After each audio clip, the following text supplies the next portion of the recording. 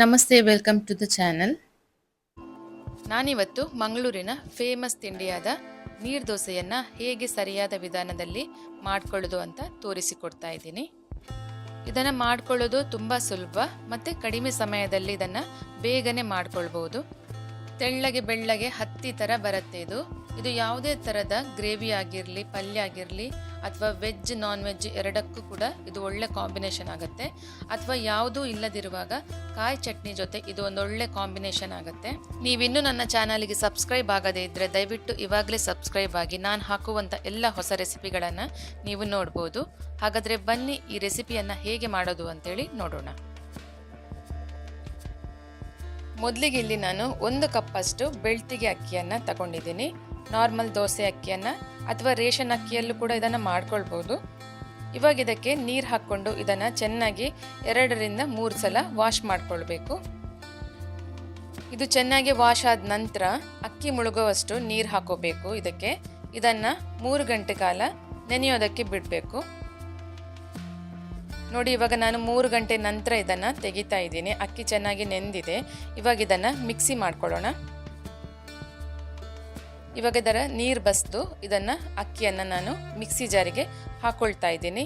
ಇದರ ಜೊತೆಗೆ 1 ಕಪ್ಪಷ್ಟು ತೆಂಗಿನ ತುರಿ ಹಾಕೊಳ್ತಾ ಇದ್ದೀನಿ. ಹಾಗೆ ಇದಕ್ಕೆ ರುಚಿಗೆ ತಕ್ಕಷ್ಟು ಉಪ್ಪು ಹಾಕೋಬೇಕಾಗತ್ತೆ. ಇವಾಗ ಇದಕ್ಕೆ ಸ್ವಲ್ಪ ನೀರು ಹಾಕ್ಕೊಂಡು ಇದನ್ನು ನುಣ್ಣಗೆ ರುಬ್ಕೋಬೇಕು.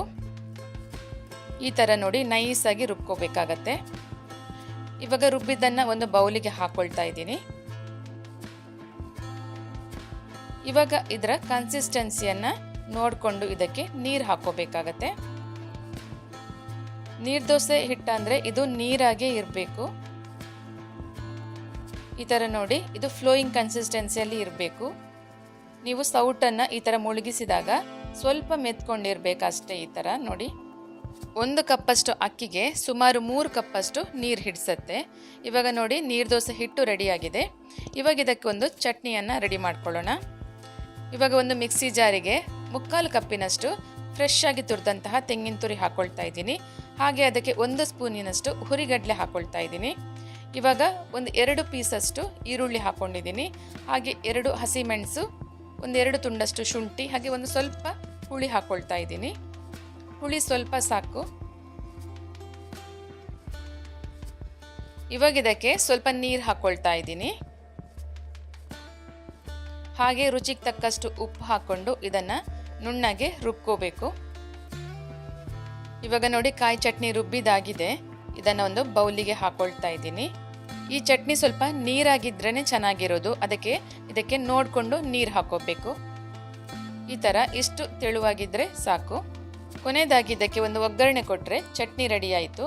ಇದಕ್ಕೆ ಒಗ್ಗರಣೆಗೆ ನಾನು ಸಾಸಿವೆ, ಉದ್ದಿನಬೇಳೆ, ಹಾಗೆ ಮೆಣಸು, ಕರಿಬೇವಿನ ಸೊಪ್ಪು ಹಾಕಿ ಒಗ್ಗರಣೆ ರೆಡಿ ಮಾಡಿ ಹಾಕ್ಕೊಂಡಿದ್ದೀನಿ. ಇವಾಗ ಚಟ್ನಿ ರೆಡಿಯಾಗಿದೆ. ಇವಾಗ ದೋಸೆ ಮಾಡೋದು ಹೇಗೆ ಅಂತ ನೋಡೋಣ. ನಾನಿಲ್ಲಿ ಒಂದು ಕಬ್ಬಿಣದ ಹಂಚನ್ನು ಕಾಯಲಿಕ್ಕೆ ಇಟ್ಕೊಂಡಿದ್ದೀನಿ. ಹಾಗೆ ಇದಕ್ಕೆ ನಾನಿಲ್ಲಿ ಏನು ತೋರಿಸ್ತಾ ಇದ್ದೀನೋ ಅದು ಬಾಳೆ ದಿಂಡು. ಎಣ್ಣೆ ಹಚ್ಚೋದಕ್ಕೆ ಇದನ್ನು ಯೂಸ್ ಮಾಡ್ತೀವಿ. ಇವಾಗೆಲ್ಲ ಎಣ್ಣೆ ಹಚ್ಚೋದಕ್ಕೆ ಸಿಲಿಕಾನ್ ಬ್ರಷನ್ನು ಯೂಸ್ ಮಾಡ್ತಾರೆ. ಆದರೆ ನಮಗೆ ನ್ಯಾಚುರಲ್ ಆಗಿ ಸಿಗುವಂತಹ ಈ ಥರ ವಸ್ತುಗಳನ್ನೇ ಯೂಸ್ ಮಾಡಿದರೆ ಆರೋಗ್ಯಕ್ಕೆ ಒಳ್ಳೆಯದು. ಕಾವಲಿ ಚೆನ್ನಾಗಿ ಕಾದ ಮೇಲೆ ಉರಿಯನ್ನು ಮೀಡಿಯಮ್ ಆಗಿ ಇಟ್ಕೋಬೇಕು. ಮೀಡಿಯಮ್ ಉರಿಯಲ್ಲಿ ಇಟ್ಕೊಂಡು ಈ ಥರ ಹಿಟ್ಟನ್ನು ಮೆಲ್ಲನೆ ಸ್ವಲ್ಪನೇ ಮೇಲಿಂದ ಹಾಕೋತಾ ಬರಬೇಕು. ಇದಕ್ಕೊಂದು ಲಿಡ್ಡನ್ನು ಮುಚ್ಚಿ ಇದನ್ನು 2 ನಿಮಿಷ ಕಾಯಿಸ್ಕೊಳ್ಬೇಕು. ನೀರು ದೋಸೆ ಆಗಿರೋದ್ರಿಂದ ಅದು ಬೇಗನೆ ಕಾಯುತ್ತೆ. ಇವಾಗ ನೋಡಿ, ದೋಸೆ ರೆಡಿಯಾಗಿದೆ. ಇವಾಗ ಇದನ್ನು ತೆಗಿಯೋಣ. ನೀರು ದೋಸೆನ ಯಾವತ್ತೂ ಸಣ್ಣ ಉರಿಯಲ್ಲಿ ಇಟ್ಕೊಂಡೇ ಮಾಡಬೇಕು. ನೀವು ಜೋರು ಉರಿಯಲ್ಲಿ ಮಾಡಿಕೊಂಡ್ರೆ ದೋಸೆ ಕಪ್ಪಗಾಗತ್ತೆ ಅಥವಾ ಬೇಗನೆ ಕರಟಿ ಹೋಗುತ್ತೆ. ಈ ಥರ ನಿಮಗೆ ಬಿಳಿಯಾಗಿ ದೋಸೆ ಬರೋದಿಲ್ಲ. ಇವಾಗ ನೋಡಿ, ನೀರು ದೋಸೆ ರೆಡಿಯಾಗಿದೆ. ಇವಾಗ ನೋಡಿ, ತೆಳುವಾದ ಬಿಳುಪಾದ ಹತ್ತಿ ಥರ ಇರುವಂತಹ ನೀರು ದೋಸೆ ರೆಡಿಯಾಗಿದೆ. ನೀರು ದೋಸೆ ಎಷ್ಟು ತೆಳುವಾಗಿ ಬಂದಿದೆ ಅಂತೇಳಿ ನೀವೇ ನೋಡ್ಬೋದು. ನಾನು ತೋರಿಸಿದಂತಹ ನೀರು ದೋಸೆ ಹಾಗೆ ಕಾಯಿ ಚಟ್ನಿ ರೆಸಿಪಿ ನಿಮಗೆ ಇಷ್ಟ ಆಗಿದ್ದರೆ ಈ ವಿಡಿಯೋದ ಕೊನೆಗೊಂದು ಲೈಕ್ ಕೊಡೋದನ್ನು ಮಾತ್ರ ಮರಿಬೇಡಿ. ಹಾಗೆ ವಿಡಿಯೋವನ್ನು ನಿಮ್ಮ ಫ್ರೆಂಡ್ಸ್ ಆ್ಯಂಡ್ ಫ್ಯಾಮಿಲಿಗೂ ಕೂಡ ಶೇರ್ ಮಾಡ್ಕೊಳ್ಳಿ. ನನ್ನ ಚಾನಲ್ಗೆ ನೀವೇನಾದರೂ ಹೊಸಬರಾಗಿದ್ದರೆ ದಯವಿಟ್ಟು ಸಬ್ಸ್ಕ್ರೈಬ್ ಮಾಡಿಕೊಂಡು ನೋಡಿ. ನಾನು ಹಾಕುವಂತಹ ಎಲ್ಲ ಹೊಸ ರೆಸಿಪಿಗಳನ್ನು ನೀವು ನೋಡ್ಬೋದು. ಹಾಗಾದರೆ ಮತ್ತೊಂದು ಹೊಸ ರೆಸಿಪಿಯೊಂದಿಗೆ ಮತ್ತೆ ಬರ್ತೀನಿ. Thank you for watching.